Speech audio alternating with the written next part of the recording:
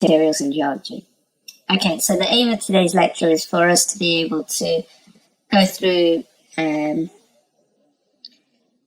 masonry, and the most important thing is for you to be able to understand the different types of masonry that are available for us to use in the construction industry, what the differences between them are, and what are the advantages and disadvantages of them. Okay, so to start off with, it's always good to define exactly what masonry is. So masonry is defined as a building or a structure that is made from individual units that are laid or bound together by mortar. Okay, and the term masonry actually refers to the unit themselves. Okay, if we look at most of the domestic properties that we have within the UK, most of these are built using masonry units, and some of them even have a cavity wall. But it doesn't necessarily mean that masonry can only be used in domestic properties. There are also non-domestic buildings, so industrial buildings, that can use masonry in their construction. So the advantages of masonry. So the advantages masonry has is that it has really good fire protection. The reason it has really good fire protection is mainly because of the thermal properties of the material, and the thermal properties of the material then have also an impact in terms of the energy efficiency of the structure itself, and as well as having good fire protection and energy efficiency, it of course has good structural durability. Otherwise we wouldn't be able to construct with these materials. And also, as it is mainly used for domestic properties, it also has a really good sound control, so there's a lot less acoustic vibration that passes through that material, therefore providing a quieter environment for the people within the building itself. So we've talked about the changes in construction when we talked about, when we went through the lecture on thermal properties. So when we went through that lecture, the thing that we were focusing on mainly there was the U value, how we calculate it, what the importance is, and one of the things that we've looked at is the way domestic construction has changed has a big impact on the energy efficiency of that building, because the U value has dramatically decreased. Okay, so pre-1918, we used to simply use a single layer brick wall to construct our domestic properties. We then moved on to brick wall, cavity, and early blockwork within the inner leaf. We then moved on to having a cavity wall. We still had bricks on the outer layer of the construction, but on the inner layer we started moving to aerated blocks. And nowadays our wall construction that we have usually consists of brick and blockwork with insulation in between. One thing to remember, like I said before, is that masonry doesn't always need to just be used for domestic properties. It can also be used for non-domestic properties, okay? And one of the things with masonries is because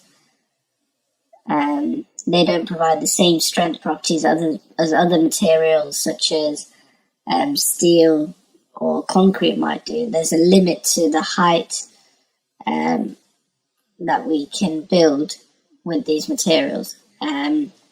So sometimes if you look at the structures, like you can see the one that's provided to you in the second image, the load that's distributed isn't necessarily distributed through the masonry itself. It might be through the steel frame that's within the building.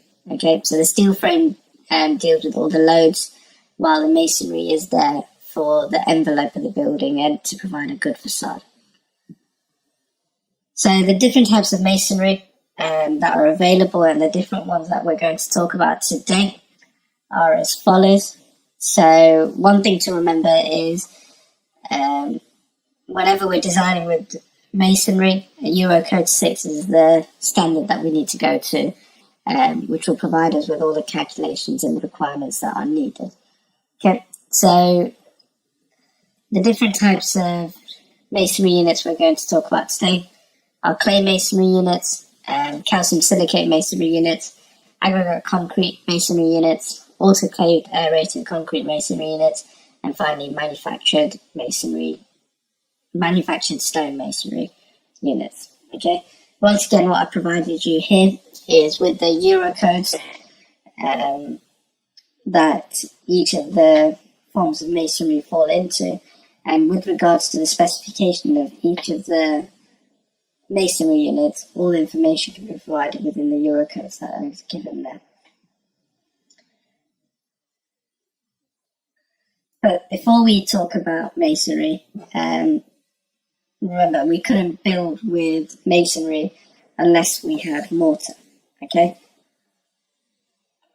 So when we think about mortar is, let's go back to concrete. So we know that when we mix cement and water together, we have cement paste. When we mix cement, water, fine aggregate, and coarse aggregate, we have concrete. But when we only mix cement, water, and fine aggregate, which is your sand, that's what we determine as mortar, okay? When it comes to mortar itself, it needs to have a certain strength and durability property to be able to deal with the loads that are being applied, and also to be able to resist environmental conditions such as frost damage.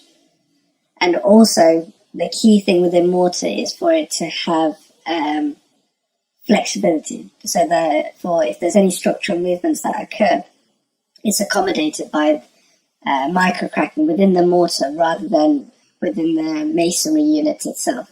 The main reason for that is because it's much more easier for us to be able to repair the mortar by repointing it, rather than for us to be able to take out the masonry units and then replace them. Okay, and the advantage mortar has is because it comes in a sort of plastic, in a viscous form before it hardens, and we're able to lay it in such a way where if we had to have a structure with some sort of irregular shapes, we're able to do that with the masonry units that we have. Okay, and when it comes to mortar, the way it's defined is simply by its compressive strength. So whenever we look at the classification of mortar, it's classified by its compressive strength. So mortar will be specified as M2, M4, M6, or M12. All that simply refers to is mortar, which has a 2 megapascal strength, mortar which has a 4 megapascal strength, 6 megapascal strength, and a 12 megapascal strength. Okay, and what you can also see within this table is, in order for us to get the strength that's required, it tells us the ratio of the different materials that we should use within the mortar design. Okay, so the first masonry unit we're going to talk about today. Okay, so the first masonry unit that we're going to be talking about are clay bricks. So clay bricks are what they say they are in terms of the material used to produce these bricks are clay. There's many different types of clay that you can get, and depending on the different types of clay that you get, they give you particular characteristics, okay, in terms of its strength, in terms of durability, but more importantly, when it comes to clay bricks, it's the colour of the bricks themselves, okay? The way clay bricks are produced are pretty straightforward, in the sense that you have your mould, you place the clay within the mould, and then you heat it up to between 900 to 1200 degrees C, in which the vitrification process takes place, okay? So the vitrification process is basically the point at which the silica in the clay turns to a glassy phase. So you go from a soft moldable material to a hard solid material. Okay, so the process of vitrification will turn the clay into a crystalline structure.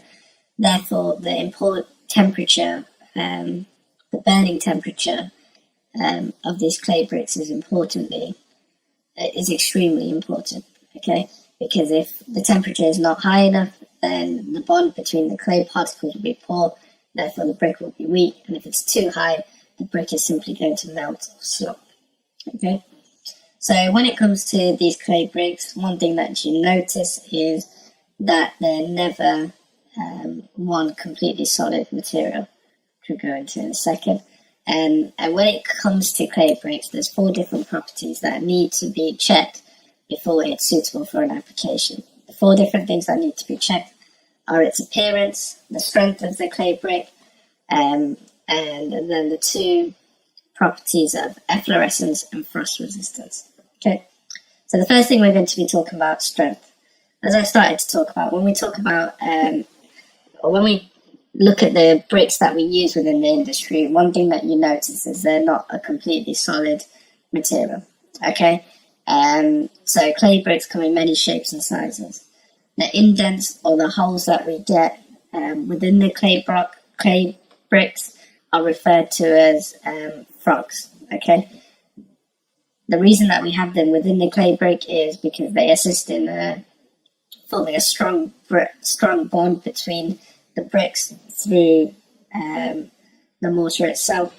They reduce the effective thickness of the brick and hence the firing time. And also, if you reduce the material content, you're going to reduce the cost and the weight of that individual material. Okay. And when it comes to the percentage of indents that you have within your masonry unit itself. So remember, we're also going to talk about concrete bricks. We're going to talk about calcium silicate bricks. We're going to talk about aerated blocks and so on. So depending on the volume of holes that you have, as a percentage of the gross volume that you have within your masonry unit itself, it is then split off into different groups. So you have group 1, group 2, group 3 and group 4. Within the UK, most of the bricks that we use will either fall in group 1 or group 2 category. Okay, it is important for us to know this because when we look at it in a little while, when we're trying to calculate the strength properties, the percentage of voids within the concrete brick is obviously going to have an impact on the strength property, because the more volume of holes that you have, the greater role that mortar is going to play in the overall strength of the wall that you're constructing. Okay. So when it comes to the strength of clay bricks, bricks are known for their high compressive strength, but their compressive strength will depending on the raw material, so the type of clay that you use, the manufacturing process, and of course the shape and size. And when we test the bricks, we test them as though they're actually going to be used on site. So what I mean by that is any of the voids or any of the frogs that we have within the bricks are actually filled with mortar. And what we do is we'll test a minimum of 10 randomly selected bricks from that batch, and then we will come up with an average strength property for that brick. Okay. So the next thing that clay bricks, or the next property that need to be checked of clay bricks before we use them, is the appearance of the clay bricks. Okay, so when it comes to clay bricks, the way they differ from concrete bricks, for example, is that the color of the clay bricks doesn't actually come from us adding pigments to it or painting them. The color of the brick actually comes from the type of clay itself. Okay, so the typical color, typical red brick color that we see comes from the iron oxide. The white bricks that you've got here, they've not been painted white. They're simply using chalky clays. If you look at a lot around the university, you'll notice that we've got a lot of yellow bricks. These are made from brick earth and chalk from Kent and Essex. And then you have your Staffordshire blue engineering bricks. Okay, the blue colour comes from the iron compounds within the clay itself. And when it comes to these bricks, one of the key things is that for a facing brick, you need to make sure that the color is all very similar. And the simple test that they do to measure this is you stand back 3 meters and you look at the bricks to ensure that they have a consistency within the color. Okay. The next two things we're going to talk about are related to the appearance and the deterioration of the clay bricks itself. Okay. The first thing is efflorescence. Okay. So efflorescence occurs basically when there's moisture movement that's occurring within your masonry wall. Okay.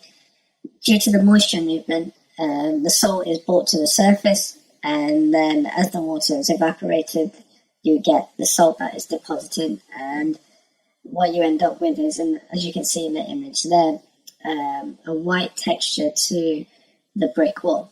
Okay.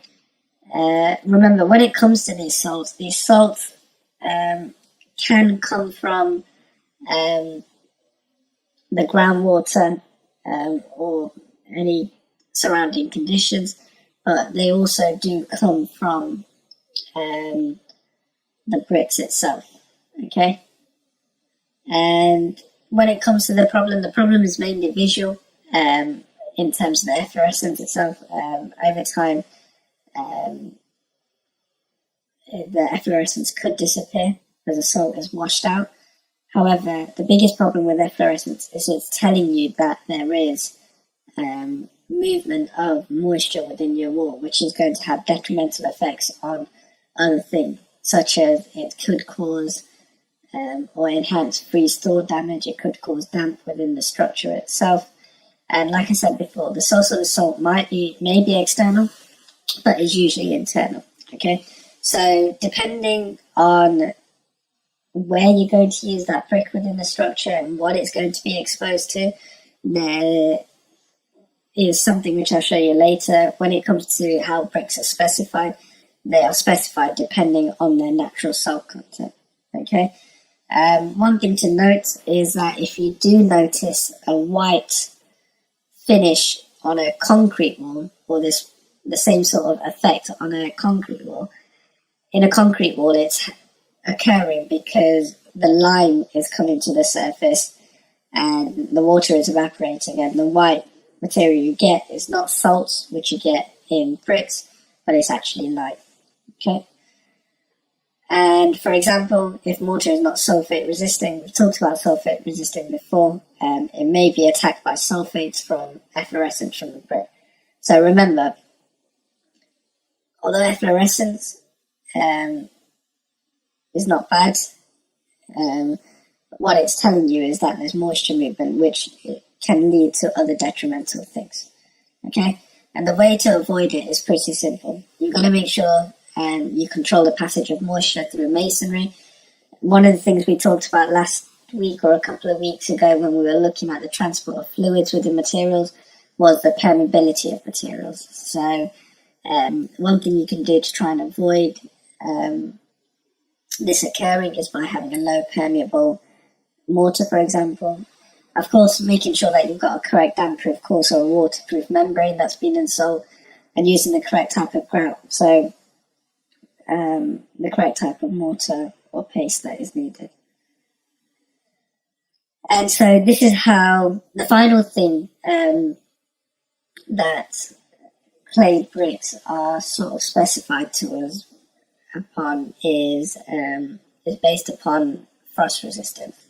Okay, we've gone through freeze-thaw resistance so much, so you all know what this is by now, and this is how the bricks are classified to us. Okay, remember I told you efflorescence is going to occur mainly because of the salt that's already present within the clay brick itself. Okay, and when we look at the clay brick, these are the salts that can be present within the brick, and this is the category. Okay, so SO means that there's no requirement, and S1 and S2 show the percentage of salts that can be found within that. Okay, and when it comes to freeze-thaw resistance, this is how freeze-thaw resistance is classified to us. Okay, FO means it has really poor resistance to freeze-thaw, damage, while F2 says it has a really good resistance to freeze-thaw damage. Okay, and the way bricks can be classified are based on its freeze-thaw properties and based on its soluble salt content. Okay, so this shows that it has poor freeze-thaw resistance and an S1 soluble salt content, while this one shows that it has extremely good freeze-thaw resistance, while S2 soluble salt content. Okay, so that's enough of clay bricks for now. The next thing we're going to talk about is calcium silicate bricks. Okay, so roughly about 1% of the bricks in the UK are made from this material. And so calcium silicate bricks are made by mixing quicklime or hydrated lime with silica sand with enough water to allow the mixture to be molded. Okay, so remember, if we look at quicklime and silica sand, it's using the exact same chemical reaction that occurs within between cement and water to produce the hardened products. Okay, so remember, the two main chemical properties within cement that produce the hydration products that provide us with the strength properties are calcium oxide and silica. Calcium oxide is basically lime and silica is silica. So they're using the exact same chemical properties and water to be able to provide hardened products. Okay, one of the ways that this material varies from the traditional materials that we use is the way that it's cured. Okay, so once we mix these materials together and it's molded, it is pressed into mold and then it's cured in a high pressure autoclave, which is basically like a high pressure steam room for a few hours. Okay, this allows for there to be a good hydration process and for all the hydration products to be produced in a controlled environment. Okay, when it comes to these bricks, they're comparable in terms of weight to a clay brick and don't have a soluble salt content, therefore you're not prone to efflorescence. But remember, because there's lime within there, you could still get that white surface due to the movement of lime within that material. Okay, one of the advantages that this material has that it's not fired, so therefore it's more energy efficient. They're molded as a cementitious mixture and therefore allowed to harden as much as concrete. And the mix is normally very dry and under considerable pressure. This results in bricks which are very smooth and accurate, and the bricks are supplied in blue, pinks and yellows. So when it comes to the color of these bricks, the reason we would use these bricks is if we wanted an unusual color to the structure that we were building.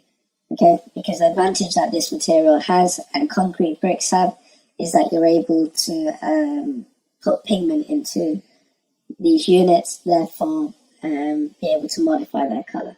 The color isn't as strong as it is for your clay bricks because it's obviously not a natural product that is being produced. Okay, so what are the advantages of calcium silicate bricks? They're very moldable and shapeable due to the nature of the ingredients. So, they accept color pigment very well. Old bricks can be crushed and recycled, just like with recycled concrete. With these bricks, we can crush them and use them for the sub-base within our road construction, for example. They're durable and can stand weather for many years. However, the disadvantages are they shrink due to the nature of its ingredients. The material used to create this type of brick is slightly more expensive. And so that's it with calcium silicate bricks, really. The next thing is concrete bricks. Okay, so around 4% of the UK bricks are made from concrete. Okay, the difference between there's a couple of differences between concrete bricks and the concrete that you've got used to. Okay, so when it comes to normal concrete, one of the biggest differences between concrete bricks and normal concrete is first the aggregate size. When we look at aggregates that we use within normal concrete, we've talked about 10 mil, 20 mil aggregate that's being used. When it comes to these concrete bricks, you'd be surprised to use anything bigger than 5 mil as your maximum aggregate size. So it's a lot more fine material that's being used. The second thing is the water to cement ratio. The water to cement ratio is extremely low within concrete bricks. The water to cement ratio is around 0.15. Okay, remember for normal concrete it's around 0.4, 0.5, or it can be within that range and vary a little bit. So it's an extremely dry mix. The best way I can describe concrete bricks, once water has actually been added to it, it's like holding wet sand. Okay, and in order to produce these concrete bricks, because they're such a dry material, they have to be compacted and vibrated at the same time. So you can see in that image there with normal concrete on the left hand side, all we simply do is once the concrete is poured, we will vibrate it to get rid of any air voids within there. Okay, with concrete bricks, we use a machine like you see on the right hand side. In this machine, the machine will get the material into the mold, and then it will compact and vibrate it simultaneously to get it into the shape that's required. Okay, and if you look at concrete bricks, it's made from solid concrete, and when we look at these bricks, the main location that you will see them is within our driveways, within our roads, within our pavements, and one of the advantages that they have, again, is that we're able to add color pigment to it, so we're able to change the color of the concrete brick. However, this is the big difference between concrete bricks and clay bricks. Okay, in the first row, it tells you the difference between the manufacturing process of the two. Okay, the advantage concrete bricks has is that the manufacturing time is nowhere near as long as it is for, or what it potentially could be for clay bricks. Okay, however, the reason that we use clay bricks a lot more is because of what you can see in the third row that's there. Okay, so clay bricks have a much lower water absorption rate, much greater strength, greater heat resistance, weather better, and also hold their color better. Okay, although yes, the top three things are really good: water absorption, higher strength, and higher heat resistance. The other two, the final two that I mentioned there, are critically as important for the consumer as well. Because what we don't want is our building to fade over a 10, 15-year period. We still want that same impact in terms of the colour as the day it was built. And the best way to look at it is if you have a look at driveways which have been constructed and pigment has been added to it, if you look at it after a number of years, you notice that colour has faded. While if you look at the walls, so the clay bricks that are used to construct these domestic walls, you notice that they're able to hold their colour a lot more better. Okay. The next thing we're going to talk about is aerated blocks. Okay. So aerated blocks are the thing that have completely changed the energy efficiency of our domestic properties. Okay. When it comes to these domestic blocks, they're usually used on the inner leaf of our building. Okay, so the external leaf will be our brick wall, then we'll have our insulation, and our internal leaf will be our aerated block or our breeze block. Okay, when it comes to these aerated blocks, so they were first produced in 1923, and the aerated blocks are the lightest of the family of the concrete blocks. Okay, so lightweight concrete block. And based on the volume, these blocks have around 25% less embodied energy than other concrete blocks. When it comes to embodied energy, you'll understand a lot more by what it is when I put up the sustainability lecture for you guys.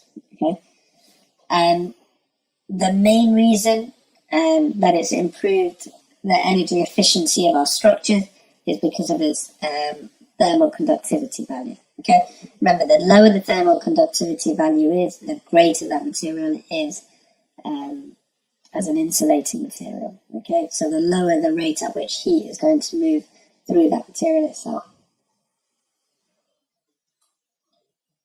So when it comes to aerated blocks, they're made with the same material that you use to produce concrete. So we have cement, sand, I've got OPC there again, cement, sand, aggregate and water. So OPC, so cement is mixed with sand and water to form a slurry, and then heated before being mixed with cement lime and a small amount of aluminium sulfate powder. Okay, so aluminium sulfate powder is the key thing in producing these aerated blocks, because what happens is the aluminium reacts with the lime that's within the cement, it forms bubbles of hydrogen, and the mixture expands to call it a cake. Okay, and then as the concrete sets, the hydrogen is diffused and replaced by air, so therefore you end up with all these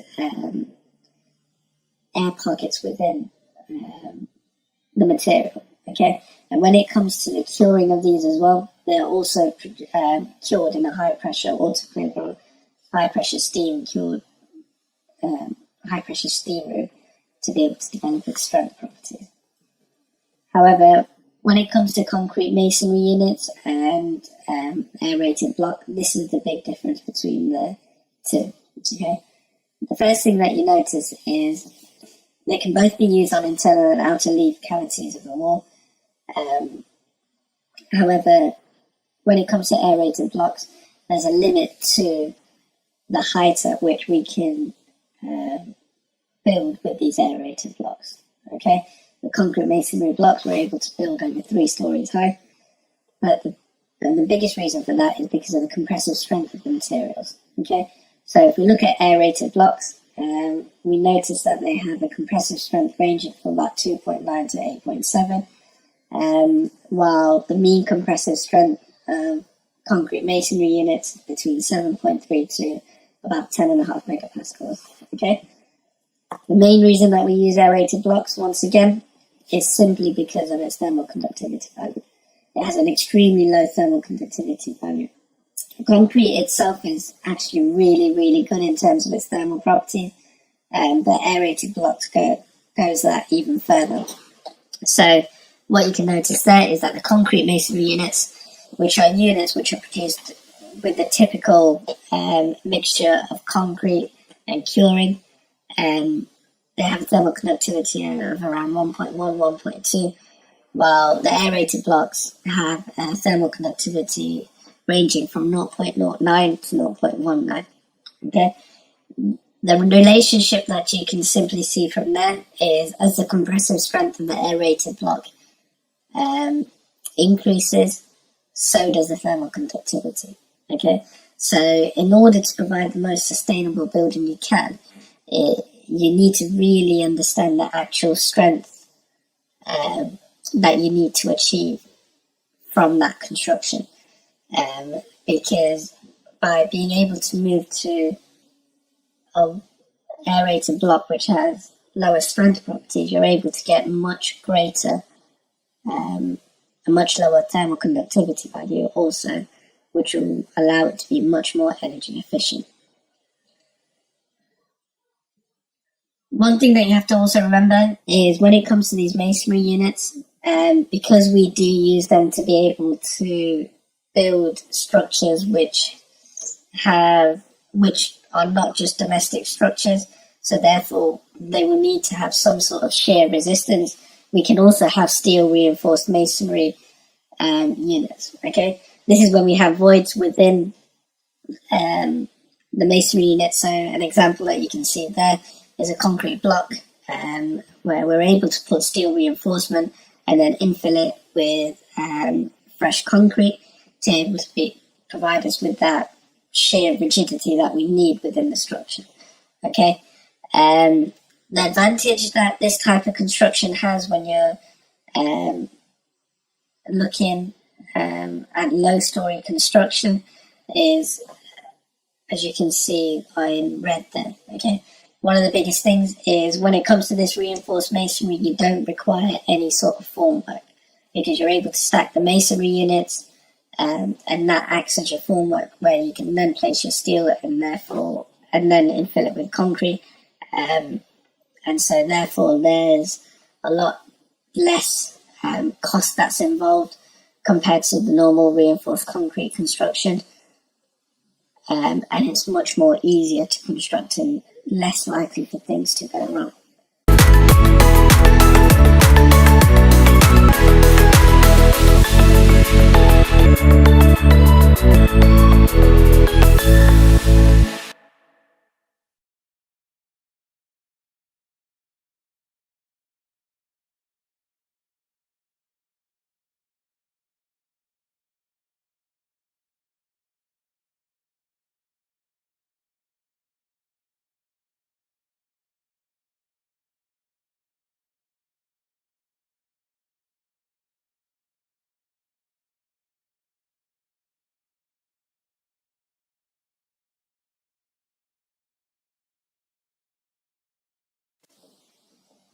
Hello everyone, and welcome to this week's lecture on sustainability. The lecture is in two parts. The first part is going to look at what sustainability is, why we're trying to improve the sustainability within the construction industry, what the construction industry is responsible for, and secondly, the aim is for you to be able to understand how we can improve the sustainability of the materials that we use within the construction industry.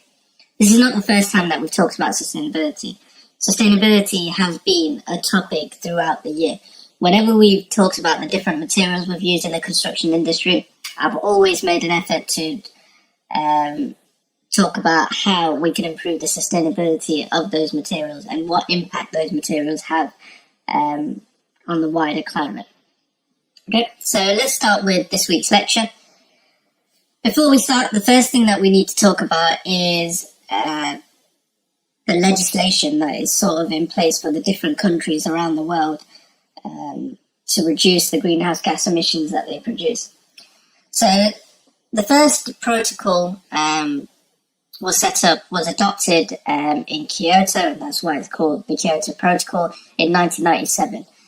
In this, 192 different countries, the key word here is committed to reducing the greenhouse gas emissions that they produce. One of the key things with this protocol was it took into consideration the industrial activity of each of these countries. So those that have produced more greenhouse gas emissions because they had the Industrial Revolution previously have had a heavier burden that's been placed on them. So therefore their targets are much higher than those countries that are currently going through the Industrial Revolution. So whenever we hear about any of these climate change meetings or agreements, we always refer to them as COPs. Okay, so COP is basically the conference of parties. Okay, currently I think we're on about COP25, and since the Kyoto Protocol there have been greater agreements and legislations that have been put in place, and the most recent agreement that was signed by now 197 countries was the Paris Agreement in 2016.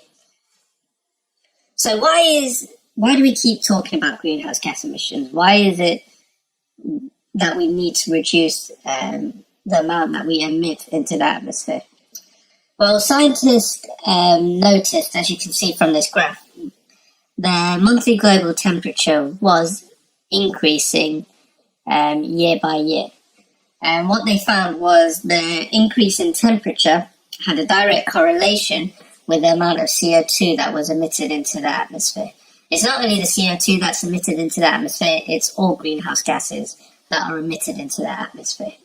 So what we realized was as the temperature increased, there was a direct correlation with the amount of greenhouse gases that we were emitting into the atmosphere. Although the temperature doesn't seem like a big difference, a little change in the average temperature has a big impact, because some places will see a greater increase than others. And also, it has a big impact on the world's ecosystem. One of the biggest things that we've noticed is the melting of our polar ice caps. The melting of the polar ice caps has had a big impact on the increase in sea levels, which has then had a big impact in terms of the weather that we experience. So let's talk about what the greenhouse gas effectively is, okay? So the greenhouse gases that you see there are nitrous oxide, carbon dioxide, and methane. So the Earth has a natural amount of these greenhouse gases in the atmosphere. And the way the greenhouse gas effect works is pretty simple. In the sense, well, in its basic terms, you have solar radiation which enters which is emitted from the sun. Some of the solar radiation is re-radiated back before it enters our atmosphere, and I think about 50% of it is allowed through the atmosphere and absorbed by the Earth itself. A lot of the radiation is also reflected back from the Earth and out into out of the atmosphere again.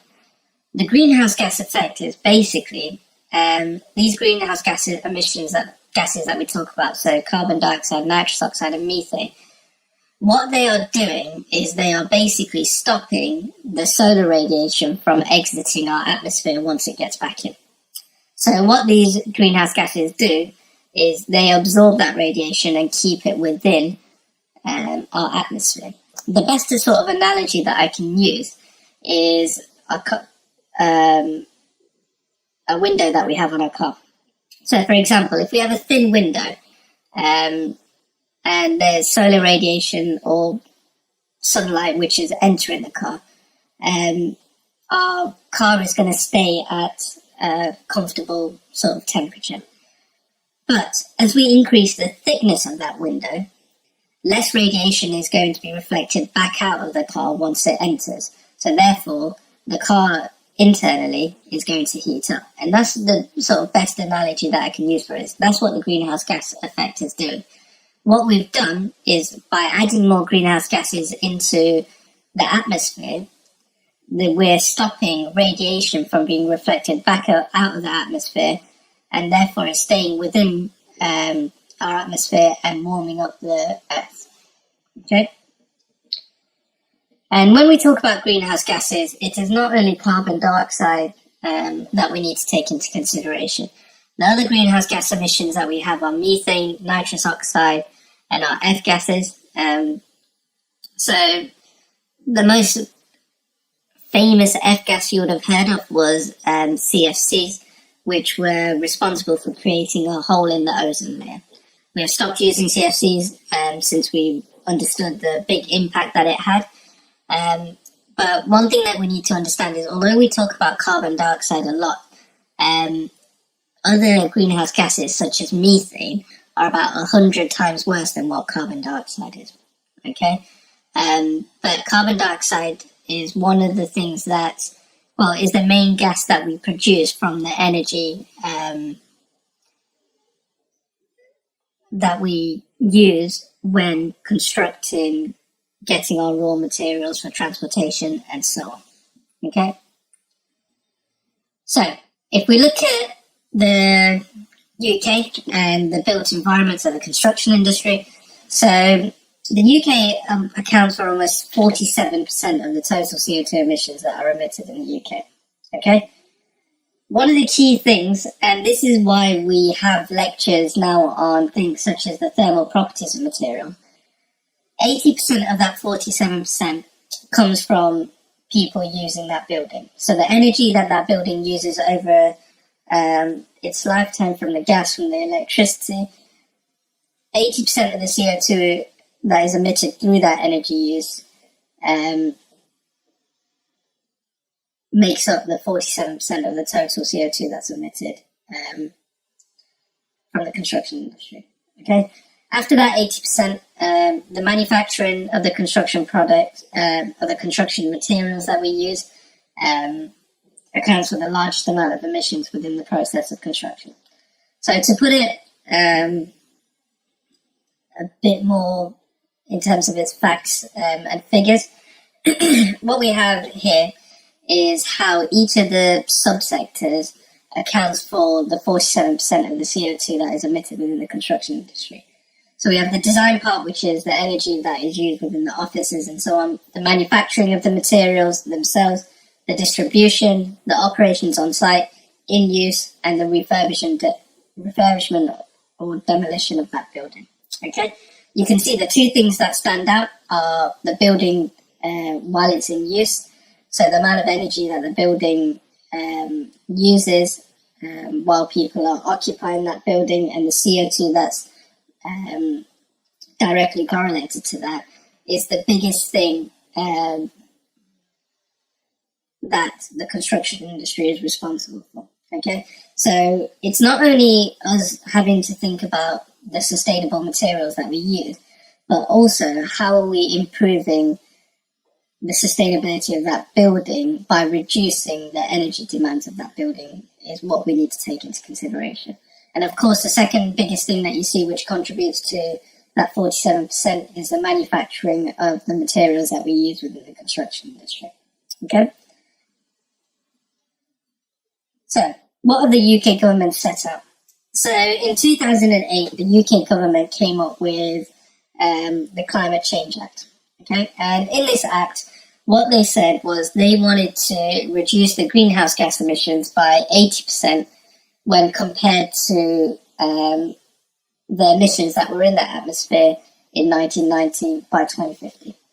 This has actually recently been updated, and now what the UK government wants to do is be net zero carbon by 2050.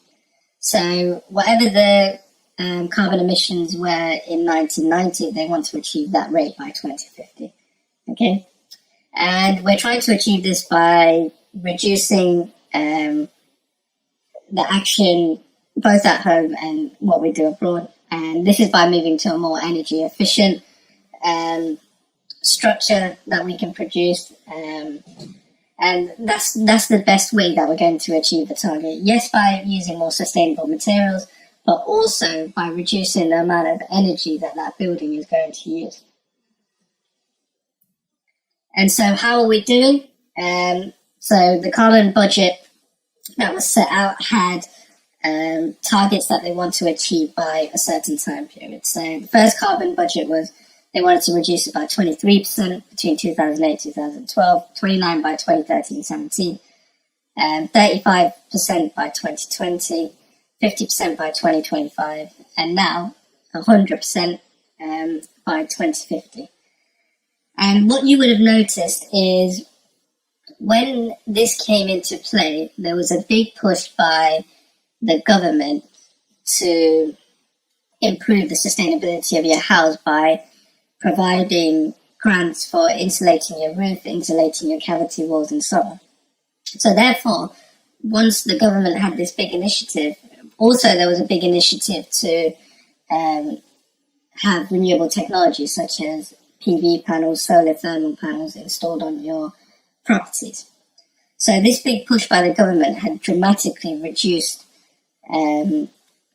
the greenhouse gases that were being emitted through reduction in energy and through renewable resources. And the targets that were set to us by 2020 have been achieved. Okay, so we're on the right track, but there is such a long way to go. And the biggest problem that I believe we face in the construction industry is not the construction of the new buildings that we are building, because we have strict guidelines on how we need to, or strict guidelines on the targets that we need to achieve for that building. The biggest problem that we have is the old building stock that we currently have. It's how do we go about improving the sustainability of those buildings, okay? So remember, when it comes to sustainability, it's a three-way agreement, basically. Whenever we think about sustainability, we always think, okay, it's just about reducing the amount of greenhouse gases that are emitted. Yes, that is a key thing, but also there are other two counterparts to that. While improving the environmental impact by reducing the amount of greenhouse gases, we also want to improve the social sustainability. Social sustainability is about improving how that construction project is going to improve the social or the local community. Okay, so that's by either providing education to the local community on how we have constructed a more sustainable building, by being able to locally resource the material that we need, locally source the material that we need. Apologies. Also, how we're going to improve the lifestyle of the people that are either living within that building or working in that building. So, for example, by having a more sustainable building, if you allow more natural light to enter that building, yes, it's a good thing because it can reduce the amount of energy that you need in terms of the electricity that you use to provide sufficient lighting, but also it has a good social impact to the people that are working within that building.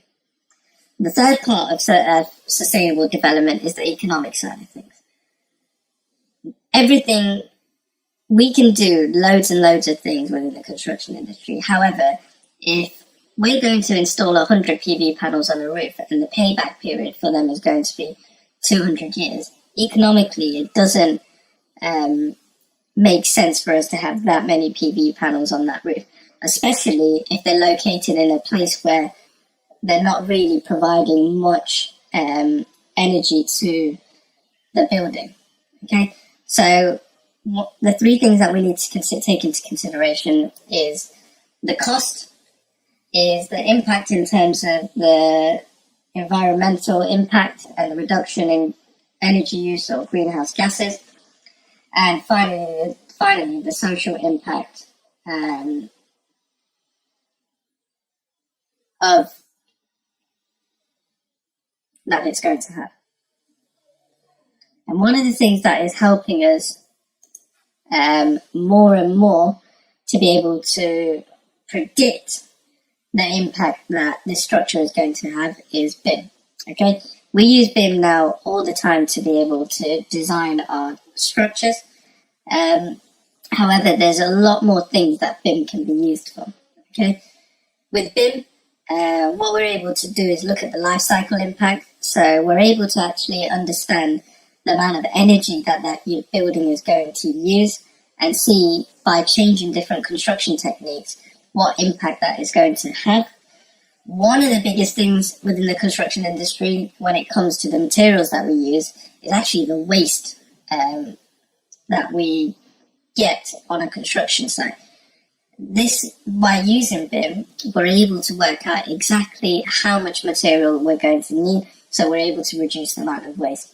I think there's a stupid figure, something like 20% of all the material that is delivered to a construction site doesn't get used and will go straight to landfill.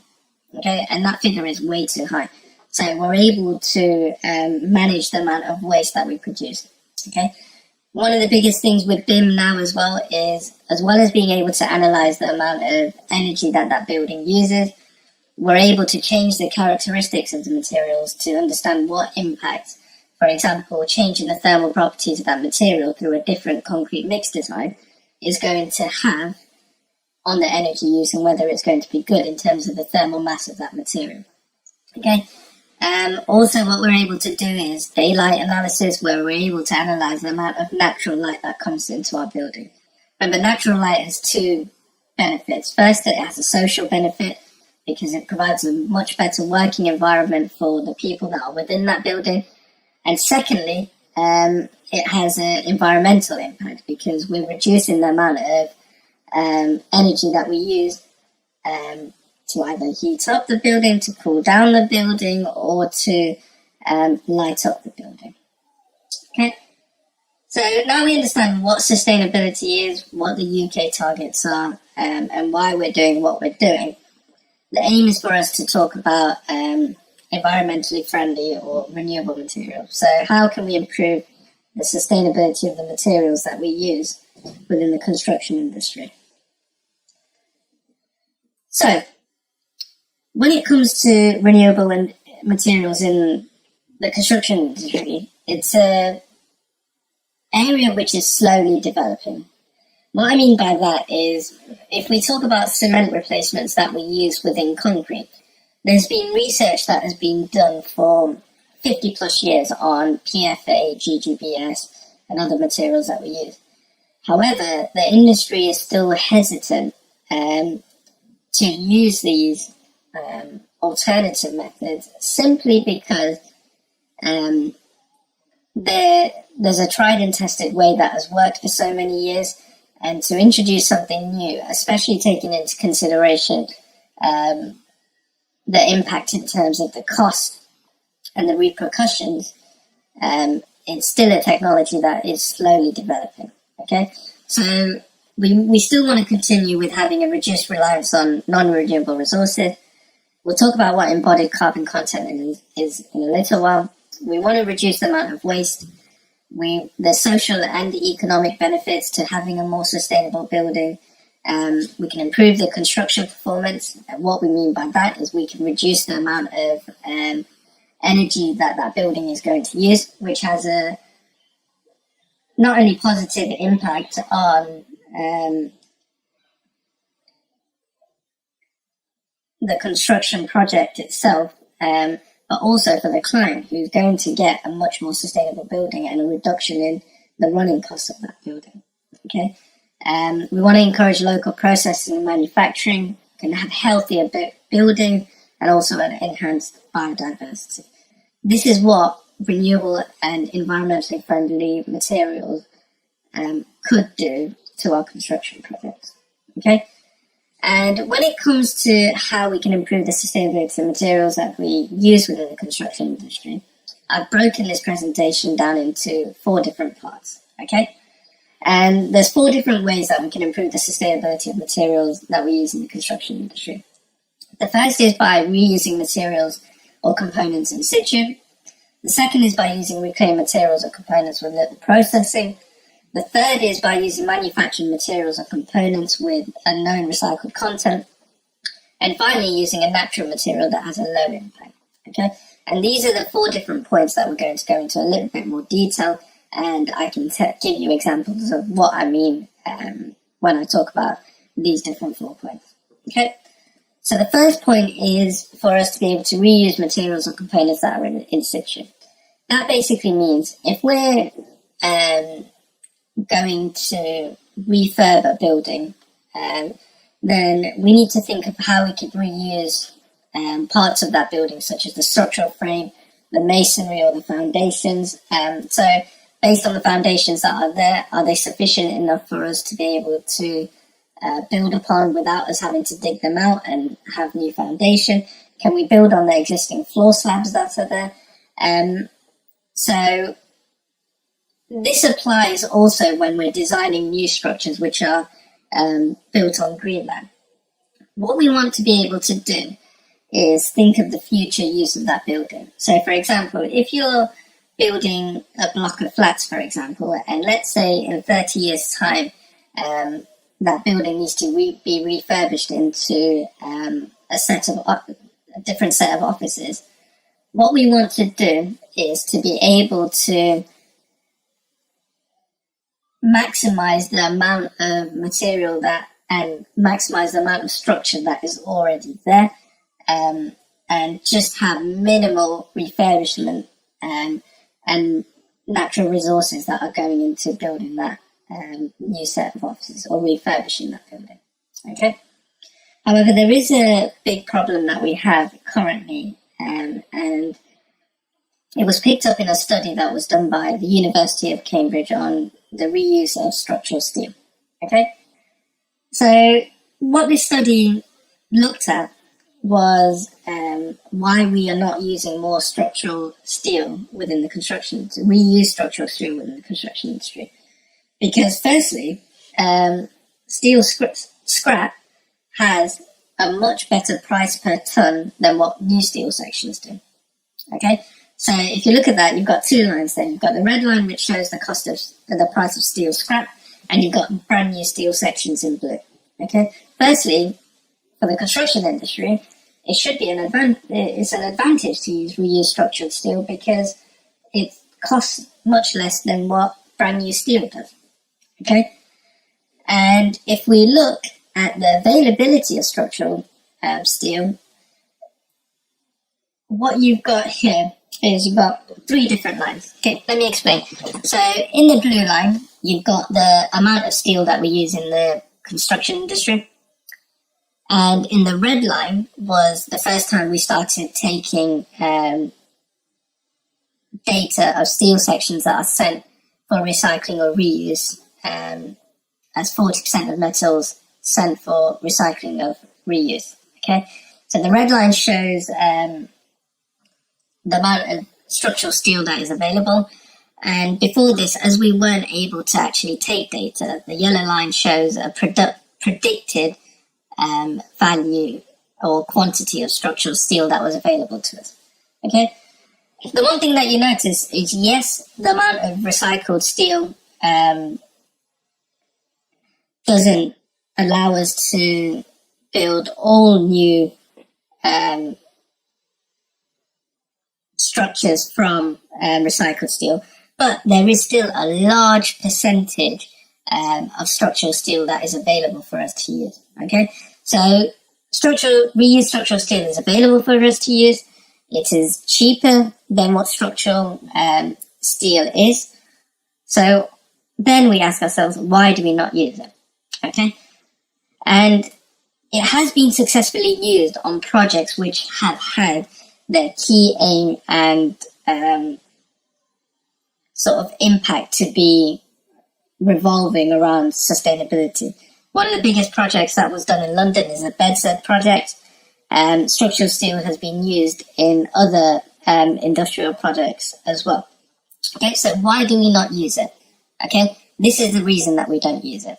Okay, this is a current sort of route that we have to using reuse scale within the construction industry. So the way it currently works is you have the buyer who wants reuse steel for their new building. So therefore, they will request it from the designer, and the designer will go to the fabricator to see what reused steel sections are available, so they can use it as part of their project. So everything is sort of initiated by the buyer. Okay, and then you have the seller who wants to sell a property or a building, and they simply just sell it.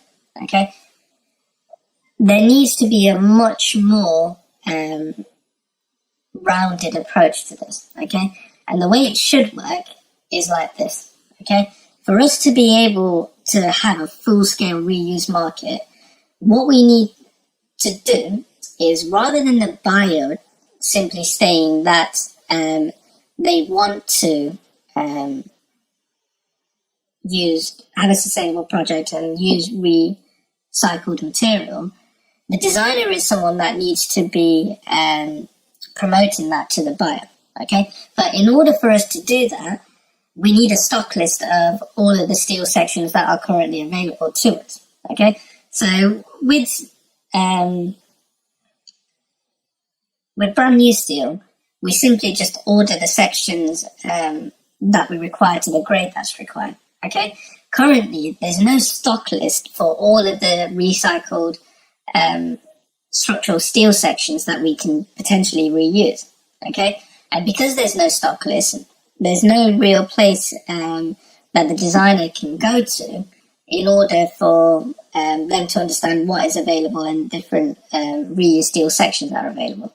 And in order for that stock list to occur, whenever a building is being demolished, the demolition contractor needs to make sure that they deliver the reused steel section to the stock list.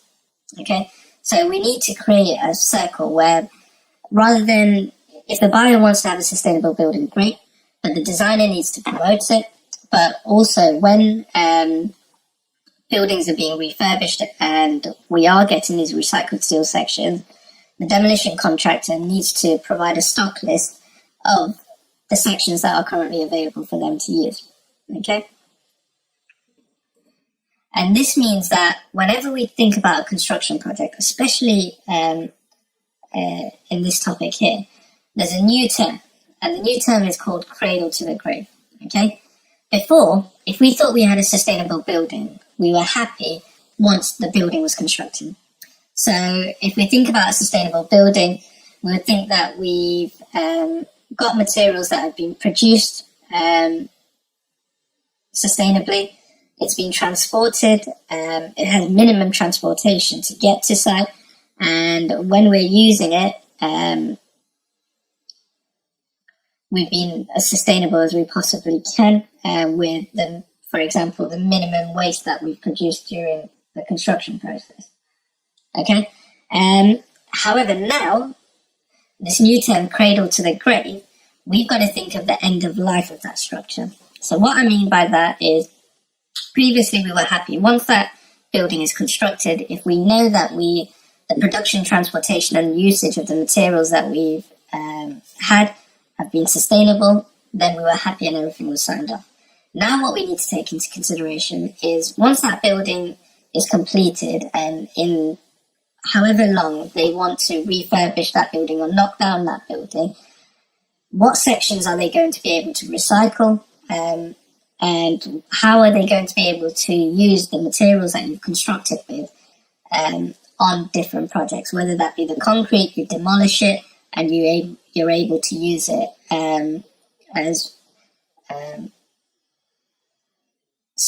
as an aggregate base for road construction, or you're able to reuse it within concrete. And the timber sections and the steel sections that you've used, you've constructed in such a way where it's easy to be able to deconstruct that building and be able to use those recycled steel sections again. Okay, and also, if we are, the example that I said earlier, if we are to change the use of that building, so for example, from a block of flats to a school, for example, the structure needs to be built in such a way where there's minimal waste that's going to be created from that project, and minimal primary material will be required for that new construction project. Okay? The second point when it comes to improving the sustainability of the materials that we use is for us to be able to use reclaimed material or components with little processing. Okay? So an example of this is by using recycled coarse aggregate. Okay? So recycled coarse aggregate is exactly what it says it is. So from demolition waste on a construction site, we're able to use this aggregate either as the aggregate that we use within bitumen or to create asphalt, either in road construction for our sub-base, or we can use it instead of primary aggregate within our concrete mixture. Although this sounds really good, when we're trying to use recycled aggregate within materials such as concrete, unfortunately, research has shown that it does decrease the strength properties of that concrete mixture.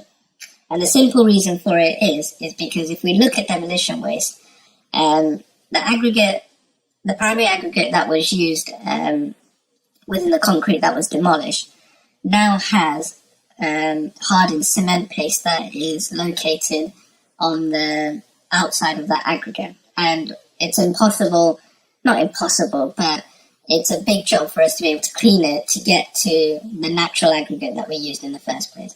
So what you end up using is aggregate with cement paste then within your new concrete mixture. And the biggest problem that we have within concrete, and the reason it decreases the strength, is because In order to get the most optimum strength properties, the new cement paste needs to bond with the aggregate. However, with demolition waste, this new cement paste is bonding with the old cement paste from the demolished building. And the bond between the two is not as strong and doesn't provide the strength property that's required as new cement paste and primary aggregate. And that's why currently, if demolition waste is being used, it's only being used in low strength concrete where minimal structural sort of application is required. Okay. The third point is for us to be able to use manufactured material or components with known recycled content. So this is using cement replacements, using recycled glass, or recycling plastics. So we talked about cement and concrete before and how we can improve the sustainability of it. Currently, the production of cement accounts for roughly about 5 to 8% of the total CO2 that's emitted from the construction, from within the world. And the main reason for that is because once we have our raw materials together, we need to grind them together and then heat them in a kiln up to about 1,000 degrees C to get rid of any contaminants within there. Although this is very energy intensive, the reason that we produce so much greenhouse gas emissions from, or the reason concrete is responsible for so much of the greenhouse gas emissions is because of the sheer amount of concrete that we use. Concrete is the second most used material within the world after water. Okay, so it shows how much of it we actually use. And the cement replacements that we've talked about before are pulverized fuel ash and ground granulated blast furnace slag. PFA comes from the coal industry, while GGBS comes from the iron industry. And when it comes to these cement replacements, they're already classified to us within the standards. GGBS is something that we can use at a higher percentage of replacement simply because of the chemical composition of it. GGBS contains greater amounts of lime and silica, and so therefore it has much more greater pozzolanic properties and therefore is able to produce these hydration products which are responsible for bonding everything together when it comes in contact with water and hardening. Okay, so another material that can be reused is actually glass. Okay, in order for us to reuse glass, we need to go through a certain production process before it can be used within the construction industry. So the recycled glass that we have, we need to crush it, remove any contaminants, and then go through a process of air classification, optical sourcing, and size classification, and finally washing and drying. This way we're able to get clean glass with different particle sizes. And this recycled glass can actually be used for aggregates, so they can replace primary aggregates within concrete. Studies have shown the positive impact of this up to levels of 20, 30, 40%. As well as that, recycled glass, if it's ground fine enough, can actually be used as a cement replacement. So remember, when it comes to cement replacements, the two key properties that we're looking for are, in terms of its chemical composition, it has to have calcium oxide and it has to have silica. Okay, and glass is basically silica, so it has the chemical properties that are needed to be able to react with the secondary hydration process with the scaled lime or the calcium oxide that's left over from the initial hydration process of cement and water. It can be also used as a decorative material. It can be used as a fluxing agent, which basically reduces the firing time in the manufacturing of bricks and ceramics. We've all heard of fiberglass insulation, so in this form of insulation we can have recycled glass within there. As well as that, recycled glass can also be used in road construction. It can be used within asphalt as the aggregate instead of gravel, which we normally use, primary gravel. It can also be used in the subbase of road construction. Another material that can be reused within the construction industry is plastics. So plastics have been in the news recently simply because they're a headache to get rid of because of their resistance to decay. And when we talk about reusing recycled material within the construction industry, remember, we don't only use material for the construction of the building itself. There's a lot of things around that site that we there's a lot of other materials around that site that we use. So, for example, the plastic bollards and barriers that are put in place, when it comes to ensuring health and safety on a construction site, these can be made from recycled plastic, as well as the plastic drains or the soil pipes that we use. Once again, depending on the location and depending on what the pipes are being used for, recycled plastics can contribute to 50 to 100% of that plastic pipe. Okay. The final thing that we're going to be talking about, and the final point of the 4 points, is for us to be able to use material that has a low environmental impact. So this is using material that has a low embodied energy. One of the materials that has a low embodied energy is timber.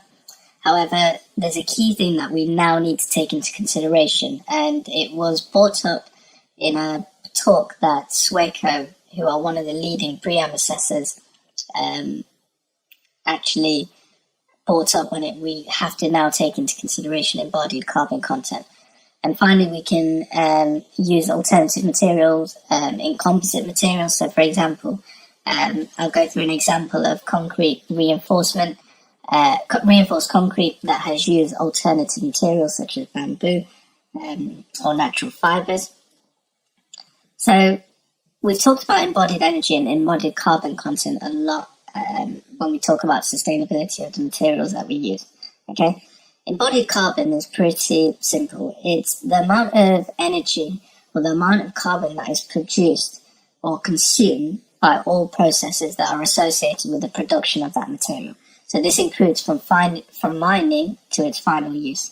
An example of something that has a extremely high embodied carbon content and poor embodied energy is concrete, because there's a lot of energy that is required to extract the raw material,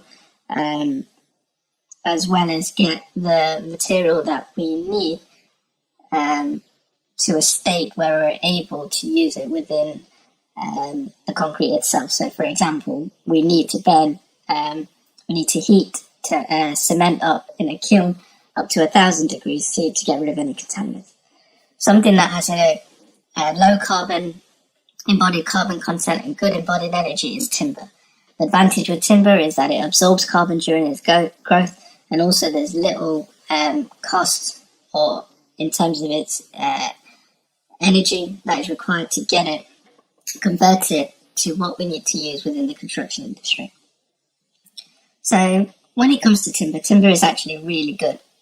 Well, we thought of it to be really good because it contributes significantly to the carbon sink effect.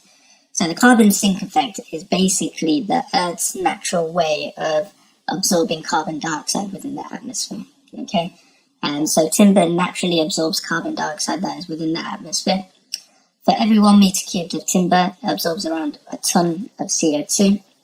And when it comes to timber, this is the bad thing about it, as we'll discuss later on. So timber is CO2 neutral. So only the CO2 that is absorbed is returned back to the atmosphere.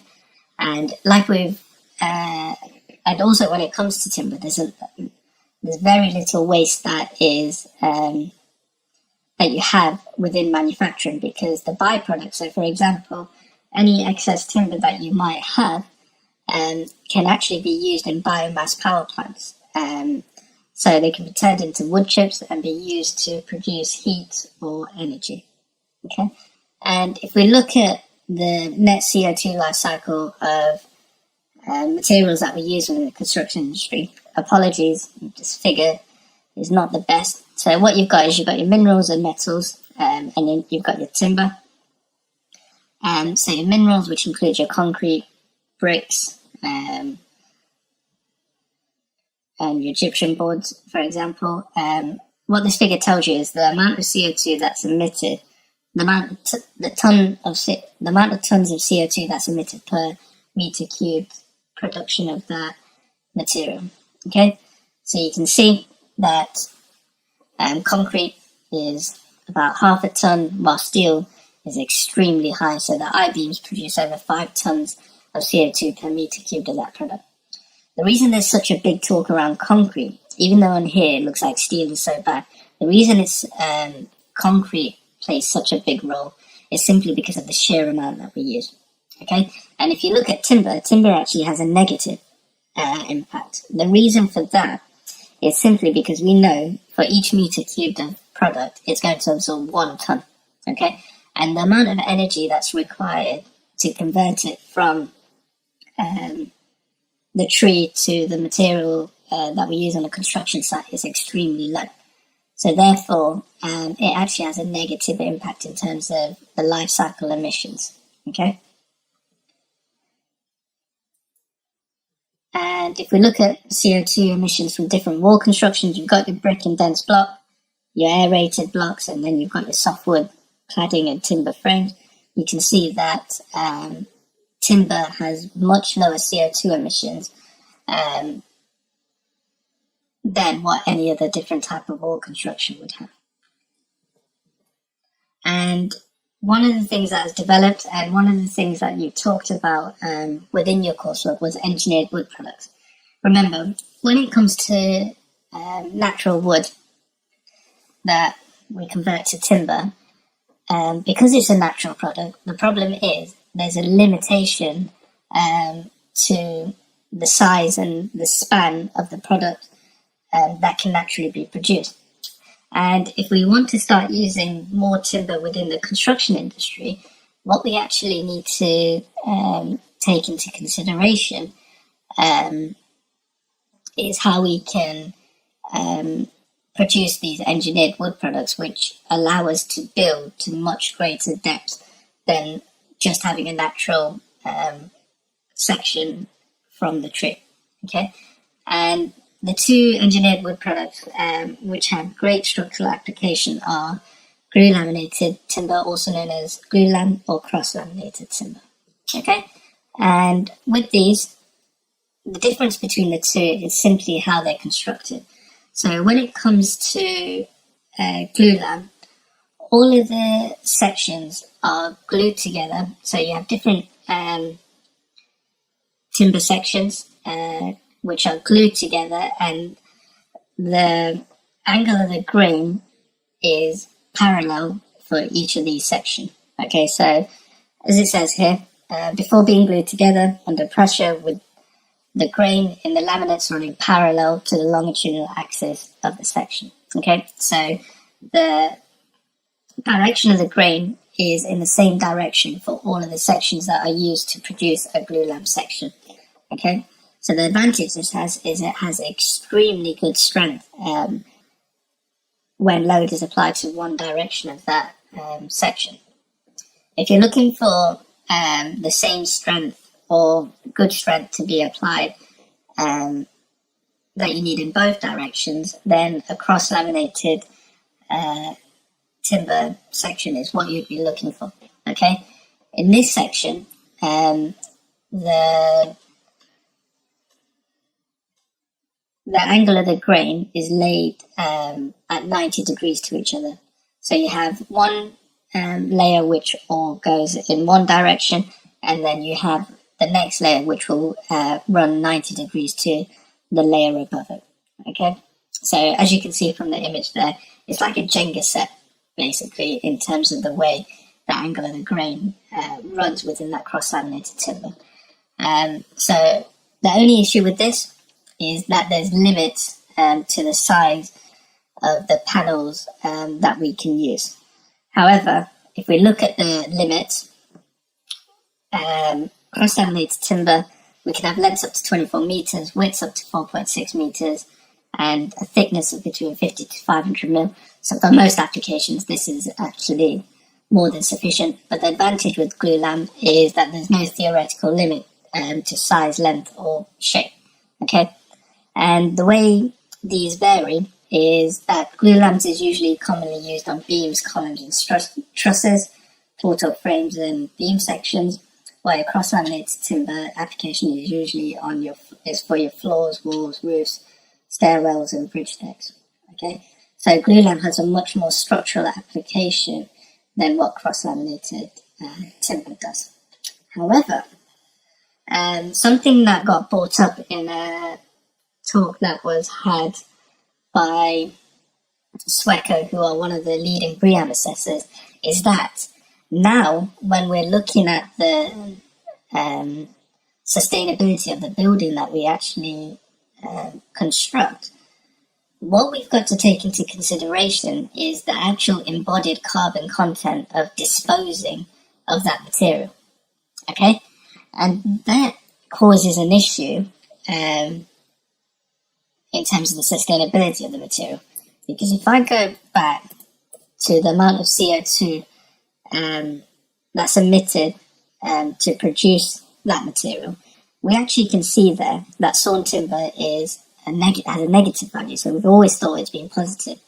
However, if we talk about disposing of timber, if we want to dispose of timber and we want to burn it, for example, the issue is that the CO2 that it's absorbed during its lifetime is actually then released once you dispose of that material.